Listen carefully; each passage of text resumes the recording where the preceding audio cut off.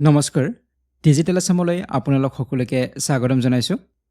আজিৰ weekly current এফেয়াৰ্ছৰ ভিডিঅ'টিত আমি আলোচনা কৰিম 21 ছেপ্টেম্বৰৰ পৰা 27 ছেপ্টেম্বৰলৈকে প্ৰয়োজনীয় প্ৰশ্নসমূহ আমি আলোচনা কৰিম আৰু স্পেশালি আমি আজিৰ এই ভিডিঅ'টিত আমাৰ মৰমৰ শিল্পী জুবিনদাৰ ওপৰত কিছু আমি প্ৰয়োজনীয় প্ৰশ্ন আমি আলোচনা কৰিম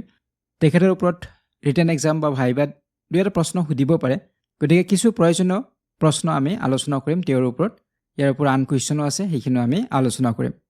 তো আগৰ ভিডিঅ'বিলাকত কোৱাৰ দৰে এই ভিডিঅ'টিত মই ক'ব বিচাৰিম যে তেওঁৰ আত্মাৰ চিৰশান্তিৰ লগতে তেওঁৰ ন্যায় কামনা কৰোঁ আমি যদি সঁচাই তেওঁৰ লগত অন্যায় হৈছে তেনেহ'লে তেওঁ ন্যায় পাব লাগিব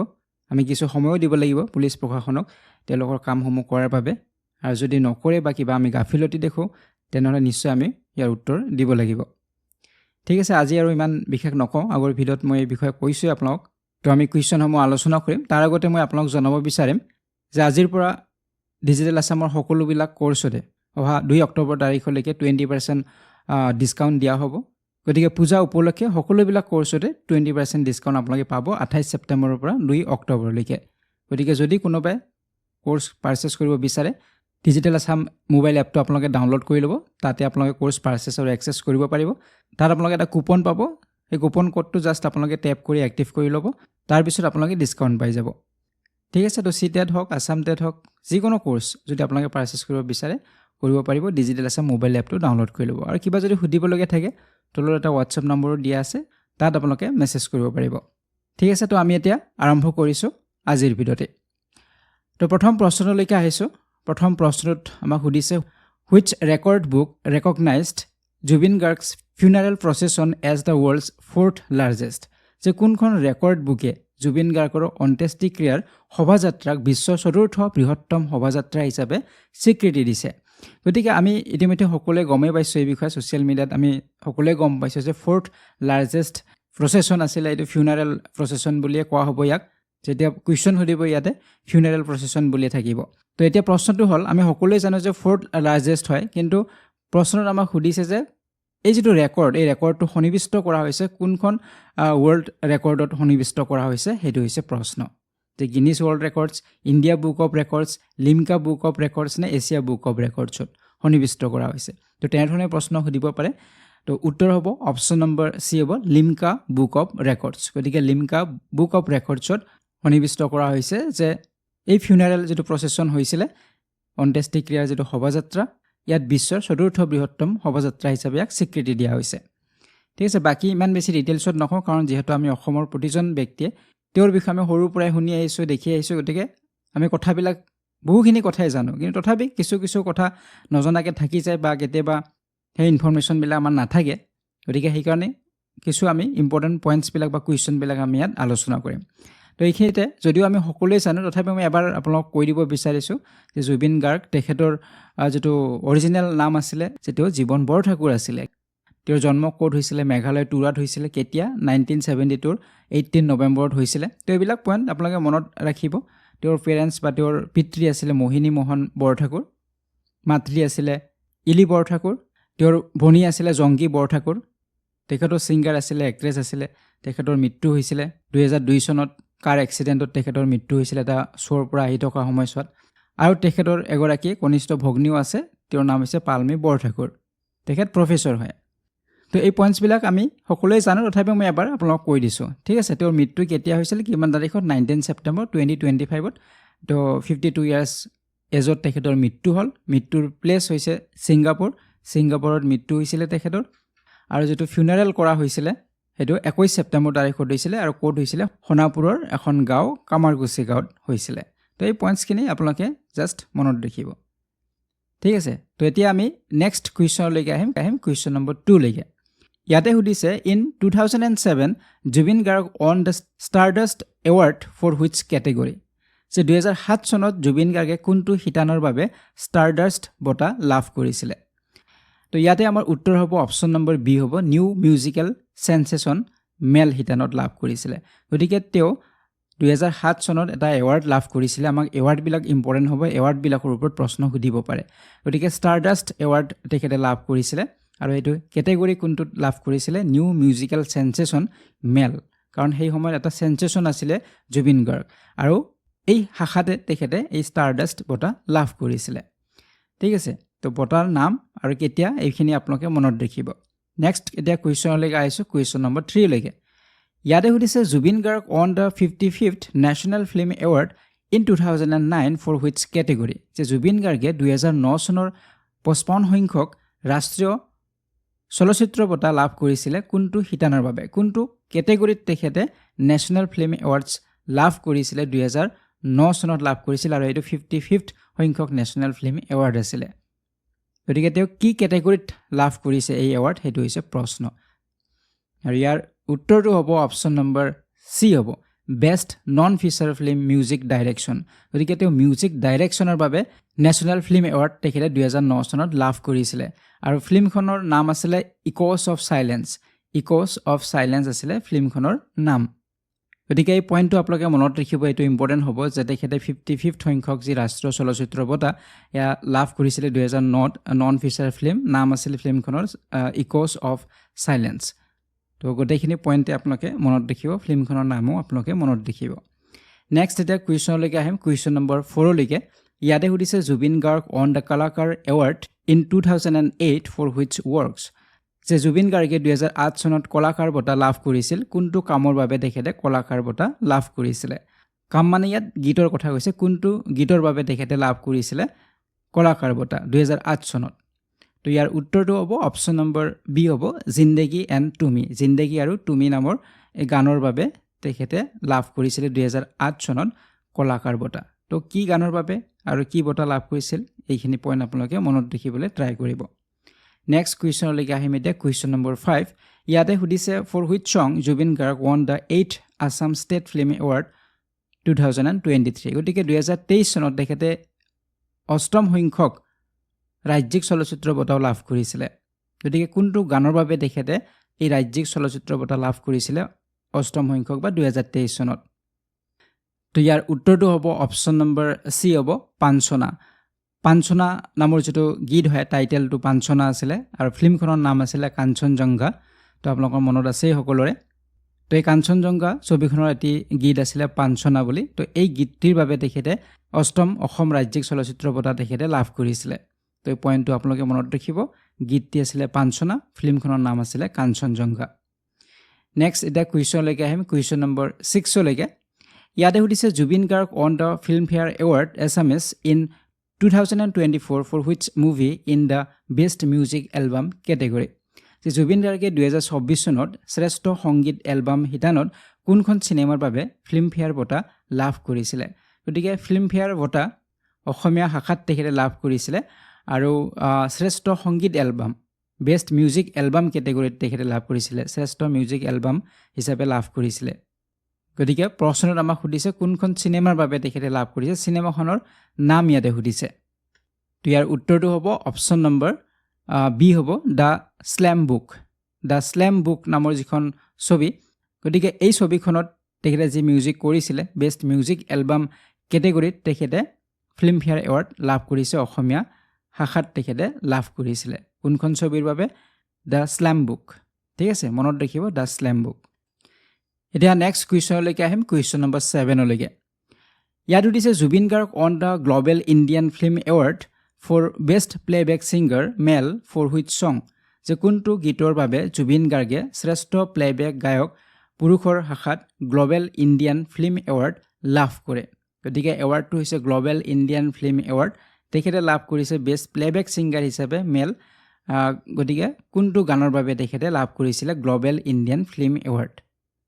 তো ইয়াৰ উত্তৰটো হ'ব অপশ্যন নম্বৰ চি ইয়া আলি গতিকে ইয়া আলি নামৰ যিটো গীত আছিলে গেংষ্টাৰ নামৰ ছবিখনত গতিকে এই গীতটিৰ জৰিয়তে তেওঁ নেশ্যনেল লেভেলত যথেষ্ট চৰ্চিত বা পপুলাৰ হৈছিলে গতিকে এই ইয়া আলি গীতটিৰ বাবে তেখেতে গ্ল'বেল ইণ্ডিয়ান ফিল্ম এৱাৰ্ড লাভ কৰিছিলে বেষ্ট প্লেবেক ছিংগাৰ হিচাপে ঠিক আছে তো এই পইণ্টটো আপোনালোকে মনত ৰাখিব কোনখন ছবিত আছে গানটো সেইটোও মনত ৰাখিব গেংষ্টাৰ নামৰ ছবিত আছে এতিয়া আহিম নেক্সট কুৱেশ্যনলৈকে কুৱেশ্যন নম্বৰ 8 লৈকে তো এইবিলাক আছিলে এৱাৰ্ড সম্পৰ্কে এৱাৰ্ডৰ ওপৰত এনেধৰণৰ প্ৰশ্ন আহিব পাৰে ইয়াৰ ওপৰত তেখেতে আন কিছুমান এৱাৰ্ডো পাইছে সকলোবিলাক মই লোৱা নাই প্ৰাক চিনে এৱাৰ্ডছ তেখেতে বহুবাৰেই পাইছে 2005 পাইছিলে বেষ্ট প্লেবেক ছিংগাৰ হিচাপে ছায়াৰ দৰে থাকা তুমি ৰং নামৰ ছবিখনৰ তো ইয়াৰ বাবে তেখেতে পাইছিলে প্ৰাক চিনে এৱাৰ্ড 2015 চনতো পাইছে তো এনেধৰণে প্ৰাগ চিনে এৱাৰ্ড বহুতবাৰ পাইছে 2017 চনতো তেখেতে পাইছিলে গানে কি আনে এই ছবিখনত তেখেতে বেষ্ট মিউজিক কম্প'জাৰ হিচাপে পাইছিলে জানো জানো যেটো গীত আছে এইটোৰ বাবে তাৰপিছত আকৌ 18 চনত পাইছিলে প্ৰাগ চিনে এৱাৰ্ড মিছন চাইনাৰ তেখেতে পাইছিলে বেষ্ট এক্টৰ হিচাপেও পাইছিলে বেষ্ট ফিল্ম পপুলাৰ ফিল্ম হিচাপেও পাইছিলে তো সেইবিলাক কুৱেশ্যন মই লোৱা নাই আপোনালোকে সেইখিনি চাই ল'ব পাৰে তো এতিয়া আমি আন কিছুমান কুৱেশ্যনলৈকে আহোঁ যদিও আমি সকলোৱে জানো তথাপি আমি আলোচনা কৰি ল'ম এবাৰ কাৰণ এইবিলাক কুৱেশ্যন আমাক ভাইবাটো সুধিব পাৰে কিছুমান এক্সামৰ তো নেক্সট আমি কুৱেশ্যনলৈকে আহিছোঁ কুৱেশ্যন নম্বৰ 8 ইয়াতে আমাক সুধিছে which album did Jubin Garg release in memory of his late sister Janki Borthakur গতিকে তেওঁৰ প্ৰয়াত ভগ্নী জংকি বৰঠাকুৰৰ স্মৃতিত জুবিন গাৰ্গে কোনটো এলবাম মুকলি কৰিছিলে যে তেখেতৰ প্ৰয়াত ভগ্নী জংকি বৰঠাকুৰ তেখেতৰ স্মৃতিত এখন তেওঁ এলবাম মুকলি কৰিছিলে তো সেই এলবামখনৰ কি নাম সেইটো হৈছে আমাৰ প্ৰশ্ন উত্তৰটো হ'ব অপশ্যন নম্বৰ বি শিশু সেই এলবামখনৰ নাম আছিলে শিশু আছিলে গতিকে আমি আগতে আলোচনা কৰিলোঁ যে তেখেতৰ ভগ্নী আছিলে জংকি বৰঠাকুৰ তেখেত ছিংগাৰো আছিলে এক্ট্ৰেছো আছিলে 2002 চনৰ ফেব্ৰুৱাৰী মাহত তেখেতৰ কাৰ এক্সিডেণ্টত মৃত্যু হৈছিলে শোণিতপুৰ জিলাত যেতিয়া তেখেতে ষ্টেজ শ্ব' পাৰফৰ্ম কৰি আহি আছিলে তেতিয়াই তেখেতৰ এক্সিডেণ্ট হৈছিলে আৰু তাত তেখেতৰ মৃত্যু হৈছিলে আৰু তেওঁৰ এই মৃত্যুত স্মৃতি হিচাপে জুবিন গাৰ্গে 2002 চনত এখন এলবাম মুকলি কৰিছিলে আৰু সেই এলবামখনৰ নাম আছিলে শিশু আছিলে তো এই পইণ্টছবিলাক আপোনালোকে মনত ৰাখিব এতিয়া আছোঁ আমি নেক্সট কুৱেশ্যনলৈকে কুৱেশ্যন নম্বৰ 9লৈকে ইয়াতে সুধিছে in which year did Zubeen Garg win a gold medal for his western solo' performance at a youth festival যে কোন বছৰত যুৱ মহোৎসৱত পশ্চিমীয়া একক অভিনয়ৰ বাবে জুবিন গাৰ্গে স্বৰ্ণ পদক লাভ কৰিছিলে গতিকে তেওঁ ৱেষ্টাৰ্ণ ছ'ল' পাৰফৰ্মেঞ্চৰ বাবে তেখেতে ইউথ ফেষ্টিভেলত গ'ল্ড মেডেল লাভ কৰিছিলে গতিকে কিমান চনৰ কথা এইটো সেইটো হৈছে প্ৰশ্ন তো উত্তৰটো হ'ব অপশ্যন নম্বৰ চি হ'ব 1992 চনত তেখেতে গ'ল্ড মেডেল লাভ কৰিছিলে আৰু এই গ'ল্ড মেডেল লাভ কৰাৰ পিছত তেখেতৰ যথেষ্ট কনফিডেঞ্চ আহিছিলে আৰু তাৰপিছত তেওঁৰ প্ৰফেশ্যনেল যিটো মিউজিক কেৰিয়াৰ এইটো আৰম্ভ হৈছিলে তেওঁ বিভিন্ন এলবামবিলাক ৰিলিজ কৰিছিলে গতিকে এইটো আমি টাৰ্ণিং পইণ্ট বুলি ক'ব পাৰোঁ ঠিক আছে তো এতিয়া আমি নেক্সট কুৱেশ্যনলৈকে আহিম কুৱেশ্যন নম্বৰ 10লৈকে ইয়াতে সুধিছে জুবিন গাৰ্গছ ডেবিউ এছামিছ এলবাম ৱাজ যে জুবিন গাৰ্গৰ প্ৰথম অসমীয়া এলবাম আছিলে যে তেওঁৰ প্ৰথম অসমীয়া এলবাম কি আছিলে আমি নিশ্চয় সকলোৱে জানিম ইয়াৰ উত্তৰটো অপশ্যন নম্বৰ বি হ'ব শুদ্ধ উত্তৰ অনামিকা আছিলে তেওঁৰ প্ৰথমখন এলবাম আছিলে ৰিলিজ কৰা হৈছিলে 1992 নৱেম্বৰ মাহত ৰিলিজ কৰা হৈছিলে আৰু আমি অলপ আগত যি আলোচনা কৰিলোঁ তেখেতে গ'ল্ড মেডেল পাইছিলে ইউথ ফেষ্টিভেলত তাৰ পিছতে এইখন মুকলি কৰা হৈছিলে ৰিলিজ কৰা হৈছিলে অনামিকা আৰু এই প্ৰথম যি তেওঁৰ এলবাম আছিলে এইখনৰ পৰাই তেখেতৰ যথেষ্ট চৰ্চিত আৰু যথেষ্ট তেওঁ পপুলাৰ হৈছিলে ঠিক আছে তো নেক্সট আমি কুৱেশ্যনলৈকে আহিম এতিয়া কুৱেশ্যন নম্বৰ 11লৈকে ইয়াত সুধিছে what ৱেৰ the first recorded song of Zubeen Garg যে জুবিন গাৰ্গৰ প্ৰথম ৰেকৰ্ডিং কৰা গীত কি আছিলে তেওঁ প্ৰথম কোনবিলাক গীত ৰেকৰ্ড কৰিছিলে সেইটো হৈছে প্ৰশ্ন তো ইয়াৰ উত্তৰটো হ'ব অপশ্যন নম্বৰ বি হ'ব তুমি জানো পাৰিবা শুন তুমি জনাকী সুবাস এই গীত দুটি আছিলে তেওঁৰ প্ৰথম ৰেকৰ্ডেড গীত আছিলে প্ৰথম তেওঁ এই গীত দুটি ৰেকৰ্ড কৰিছিলে কিন্তু এই গীত দুটি অনামিকাৰ নহয় যদিও এই গীত দুটি প্ৰথমে ৰেকৰ্ড কৰা হৈছিলে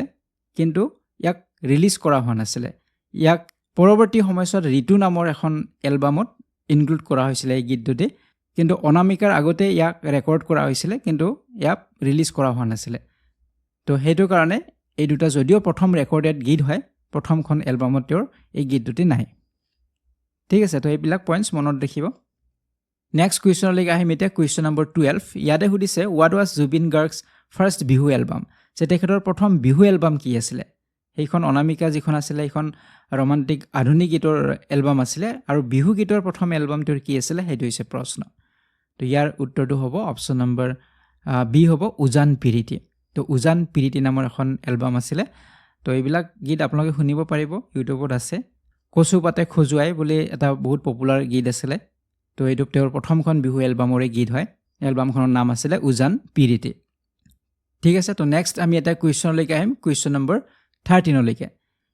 ইয়াতে সুধিছে Zubeen Garg made his acting and directional debut with which Assamese film যে জুবিন গাৰ্গে কোনখন অসমীয়া চিনেমাৰে অভিনয় আৰু পৰিচালনাৰ আত্মপ্ৰকাশ কৰিছিল বা তেওঁৰ প্ৰথম কোনখন আছিলে অভিনয় কৰিছিলে বা ডাইৰেকশ্যন কৰিছিলে পৰিচালনা কৰিছিলে তো ইয়াৰ উত্তৰটো হ'ব অপশ্যন নম্বৰ বি হ'ব তুমি মোৰ মাথো মোৰ গতিকে তেওঁ তুমি মোৰ মাথো মোৰ নামৰ যিখন ছবি এইখনত তেওঁ এক্টিঙো কৰিছে প্ৰথম এক্টিং আৰু তেওঁৰ প্ৰথম ডাইৰেকশ্যন আছিলে গতিকে তেওঁৰ ডেবিউ ফিল্ম বুলি ক'লে এইখনৰ কথা আমি ক'ব লাগিব তুমি মোৰ মাথো মোৰ আৰু এইখন 2000 চনত ৰিলিজ কৰা হৈছিলে ঠিক আছে তো এইবিলাক পইণ্টছ ইম্পৰ্টেণ্ট হ'ব এইবিলাক আমাক সুধিব পাৰে নেক্সট আমি কুৱেশ্যনলৈকে আহিম এতিয়া কুৱেশ্যন নম্বৰ 14 লৈকে ইয়াতে সুধিছে who gave Zubeen the surname Garg as a mark of respect and artistic identity যে জুবিন গাৰ্গক সন্মান আৰু কলাত্মক পৰিচয়ৰ চিনস্বৰূপে গাৰ্গ উপাধিটো কোনে দিছিলে যে যিটো গাৰ্গ উপাধি তেওঁৰ প্ৰথমতে নাছিলে আমি জানো যে তেওঁ জীৱন বৰঠাকুৰ আছিলে কিন্তু তেওঁ গাৰ্গ উপাধিটো কোনে দিলে তো ইয়াৰ উত্তৰটো হ'ব অপশ্যন নম্বৰ বি হ'ব কালীনাথ শৰ্মা তেখেতৰ গুৰু আছিলে আৰু এই গুৰুগৰাকীয়ে তেখেতক গাৰ্গ উপাধিটো দিছিলে as a mark of respect and artistic identity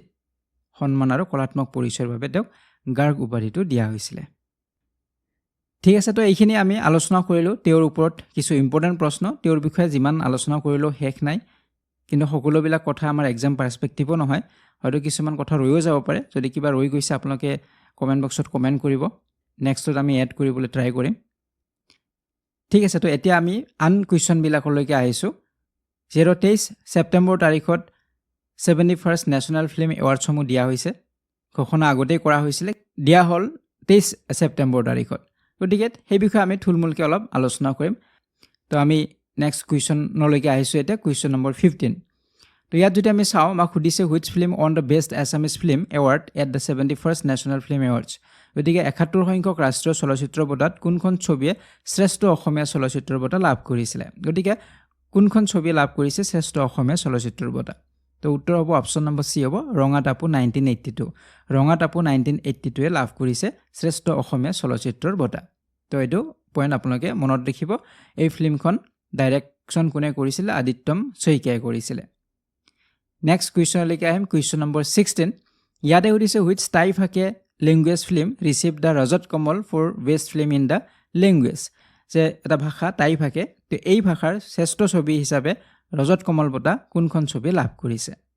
তো উত্তৰ হ'ব অপশ্যন নম্বৰ বি হ'ব পাইটাং ষ্টেপ অফ হপ যে পাইটাং আশাৰ পদক্ষেপ বা ষ্টেপ অফ হপ এই ছবিখনৰ বাবে লাভ কৰিছে শ্ৰেষ্ঠ ছবি সন্মান লাভ কৰিছে টাইফাকে ভাষাত তো ইয়াত আপোনালোকে মনত ৰাখিব অসমৰ পৰা 5টা এৱাৰ্ড লাভ কৰিছে 71st নেশ্যনেল ফিল্ম এৱাৰ্ডছত 5টা বঁটা অসমে পাইছে তাৰে ভিতৰত আমি যদি চাওঁ ৰজত কমল বঁটা পাইছে বেষ্ট এছামিজ ফিল্ম হিচাপে ৰঙা টাপু 1982 ৰজত কমল বঁটা পাইছে বেষ্ট টাইফাকে ফিল্ম হিচাপে পাইটাং ষ্টেপ অফ হপ নামৰ ছবিখনে তাৰপিছত স্বৰ্ণ কমল এৱাৰ্ডো পাইছে বেষ্ট ফিল্ম ক্ৰিটিক হিচাপে উৎপল দত্তই আৰু যদি আমি চাওঁ স্বৰ্ণ কমল এৱাৰ্ড পাইছে বেষ্ট ডেবিউ ফিল্ম হিচাপে non feature film ছেকশ্যনত Silpika Bordoloi পাইছে ডাইৰেক্টৰ তেওঁৰ যিখন ছবি মাউ দ্য স্পিৰিট ড্ৰিমছ অফ চেৰাও এখন মিজো ফিল্ম হয় এইখনৰ বাবে পাইছে তাৰপিছত ৰজত কমল এৱাৰ্ড পাইছে লেংটিনা আও এই ছবিখনে পাইছে এইখন এখন বায়োগ্ৰাফিকেল ফিল্ম হয় তো এই 5টা এৱাৰ্ড পাইছে 71st নেশ্যনেল ফিল্ম এৱাৰ্ডছত অসমৰ পৰা তো এইখিনি আছিলে অসমৰ কথা আন কিছুমান পইণ্ট আছে ইম্পৰ্টেণ্ট সেইখিনিও আমি আলোচনা কৰিম কুৱেশ্যন নম্বৰ 17 লৈকে আহিছোঁ ইয়াতে সুধিছে which film on the award for the best feature film at the 71st national film awards যে 71 সংখ্যক ৰাষ্ট্ৰীয় চলচ্চিত্ৰ বঁটাত কোনখন ছবিয়ে শ্ৰেষ্ঠ বৈশিষ্ট্যপূৰ্ণ ছবিৰ বঁটা লাভ কৰিছিলে শ্ৰেষ্ঠ বৈশিষ্ট্যপূৰ্ণ ছবিৰ বঁটা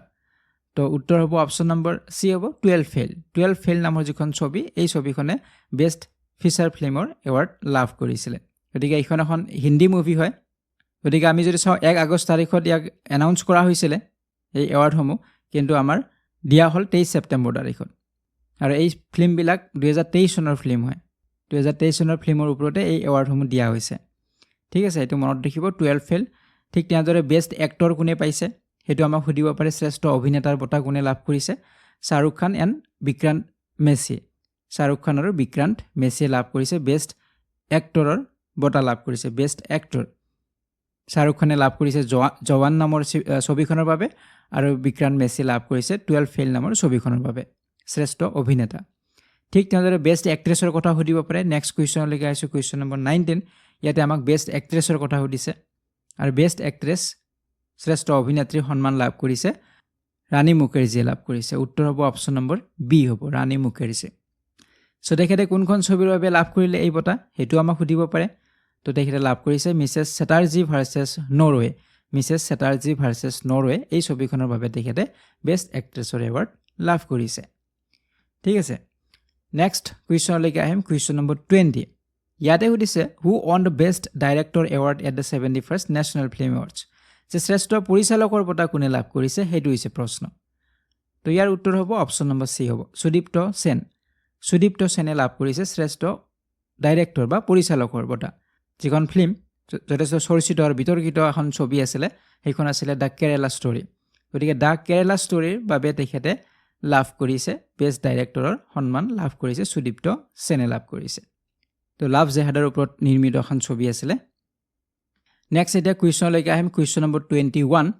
ইয়াত সুধিছে who was honoured with the দাদা চাহেব ফাল্কে এৱাৰ্ড 2023 যে 2023 চনৰ দাদা চাহেব ফাল্কে বঁটাৰে কাক সন্মানিত কৰা হৈছিলে যে কাক সন্মানিত কৰা হৈছে এই যে 23 তাৰিখত আমাৰ এৱাৰ্ডসমূহ দিয়া হ'ল 71st নেশ্যনেল এৱাৰ্ডসমূহ তো ইয়াতে দাদা চাহেব ফাল্কে এৱাৰ্ডো ঘোষণা কৰা হৈছে বা দিয়া হৈছে তো কোনে লাভ কৰিলে দাদা চাহেব ফাল্কে এৱাৰ্ড লাভ কৰিছে 2023 চনৰ বাবে যদিও 25ত দিয়া হৈছে এৱাৰ্ডটো 2023 চনৰ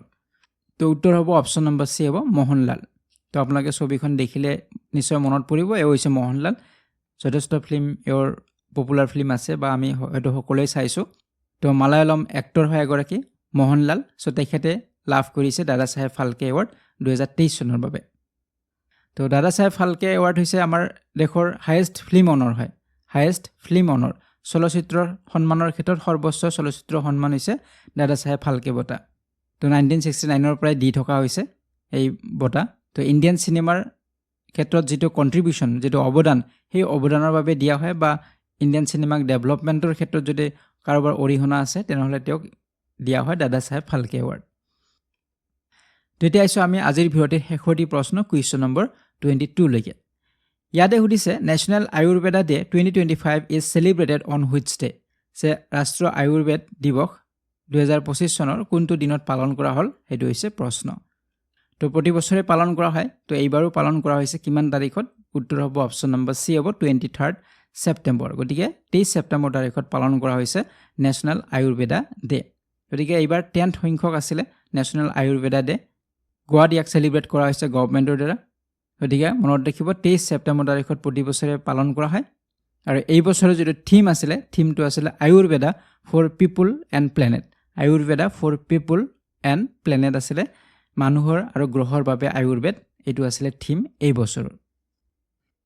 ঠিক আছে তো এইখিনি কুৱেশ্যন আমি আলোচনা কৰিলোঁ এই সপ্তাহৰ প্ৰয়োজনীয় কিছু প্ৰশ্ন আমি আলোচনা কৰিলোঁ যিহেতু আমি প্ৰতি ছানডে আমি আলোচনা কৰোঁ উইকলি কাৰেণ্ট এফেয়াৰ্ছ কিবা কুৱেশ্যন ৰৈ গ'লেও আমি নেক্সট ছানডে সেইখিনি আমি কভাৰ কৰিব পাৰোঁ তো কিবা ৰৈ গ'লে টপিক আপোনালোকে কমেণ্ট বক্সত কমেণ্ট কৰিব আমি নেক্সট ভিডিঅ'ত কভাৰ কৰিম তো এই ভিডিঅ'তে ইমানখিনি আছিলে পৰৱৰ্তী ভিডিঅ'ত আপোনালোকক পুনৰবাৰ লগ পোৱাৰ আশাৰে ভিডিঅ'টিৰ পৰা বিদায় লৈছোঁ ধন্যবাদ